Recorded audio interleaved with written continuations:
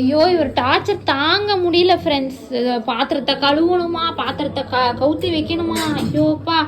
வேலையை முடிச்ச பிறகு தானே, பாத்திரம் சேர்ந்த பிறகு தானே கழுவுவாங்க. நான் ஆப்ப சுடுவானா இல்லை பாத்திரத்தை கவுத்தி வச்சுட்டு இருப்பேனா? இப்போ பாருங்க டார்ச்சர் பண்ணி அதே இதை எடுத்து வச்சுட்டு இருக்குது.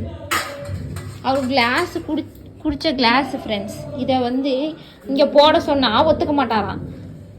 உடனே அதை கழுவித்தா, உடனே கழுவித்தா. அப்போ கழுவி கொண்டு அங்கே வச்சிருந்தேன். இப்போ அவருக்கு ரொம்ப முக்கியமான வேலையை பார்ப்பனா அதெல்லாம் பாத்திரத்தை கவுத்திட்டு இருப்பனா, நீ சொல்றதை கேட்டுட்டு இருப்பனா?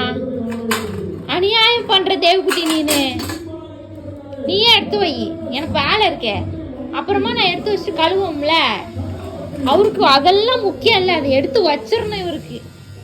என்ன ஷோ கடவுளே. ஏய் என்னது இது? ஏன் இப்படி அம்மா எடுத்து வைக்கிறோமா? ஏமா இப்படி பண்ற பட்டுக்குட்டி?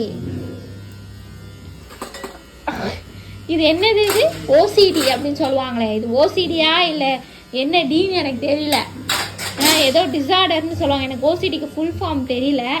பட் சொல்லுவாங்க இந்த மாதிரி க்ளீனாக இருக்கணும், இதெல்லாம் பண்ணணும் அப்படின்னு, ஒழுங்காக ஒரு வேலையை பண்ணணும் அப்படின்னு சொல்லுவாங்க. அது எனக்கு தெரியும்.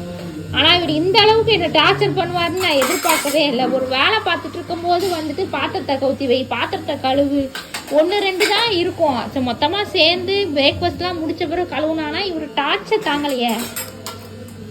எல்லாம் அப்படியே கொண்டு போய் வச்சாச்சாங்க. இப்போ யார் அடிக்க வைக்கிறது? நான் தானடா அடிக்க வைக்கணும். டேய் முடியலடா, டேய் முடியலை.